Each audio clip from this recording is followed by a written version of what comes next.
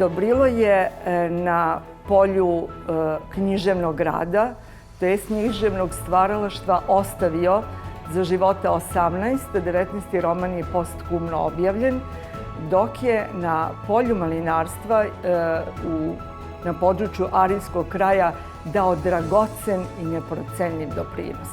I Arilje i cela Srbija ga pamte po književnom radu, po romanu Dorotej, koji je u onom periodu velike zemlje Jugoslavije bio veliko iznenađenje kako književne, tako i čitalačke javnosti, a Ariljci ga pamte po dobroti.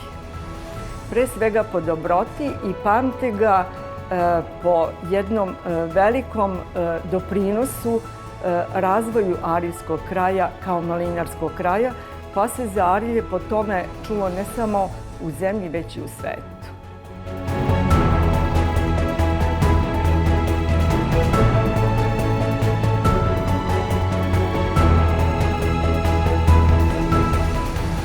Što se tiče tema, one su bile kako istorijske, tako i teme iz svakodnevnog života, jer je njemu u fokusu uvek bio čovek kao socijalno biće i njemu je taj svakodnevni kontakt sa ljudima kao agronoma na terenu doprinosio da on bolje upoznaje ljude, njihove karaktere, mane i vrline, a kao vešt pisac on je to veoma lepo umeo u svojim delima da iskoristi. Ariljci su se trudili da sve to što je Dobrilo radio za Arilje i u Arilju i po čemu je naše malo mesto postalo poznato ne samo u Srbiji, već i van granice naše zemlje, 2009. godine dobio je najviše ustanovljeno opštinsko priznanje, a to je počasni građanin Arilja.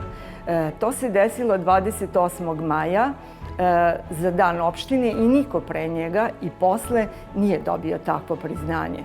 Zatim ustanovljena je jedna divna manifestacija Dobrilovi dani, koja se održava svake godine u oktobru mesecu, a to je datum rođenja, to jest mesec rođenja Piščev. Onda imamo jednu divnu pešačku stazu dugu 10 kilometara koja se zove Dobrilova staza i biblioteka u Arilju je ponela naziv Dobrilo Nenadić.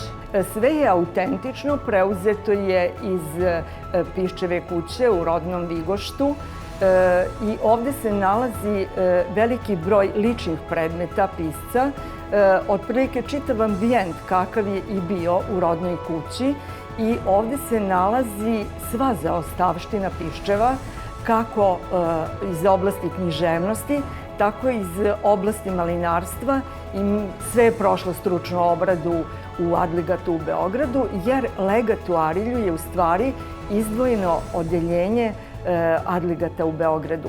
Mi to s velikom ljubavlju čuvamo i ko želi i deca kada nam dolaze u posete, srednjoškolci, uvek smo na raspolaganju ukoliko želi neko nešto dodatno da sazna.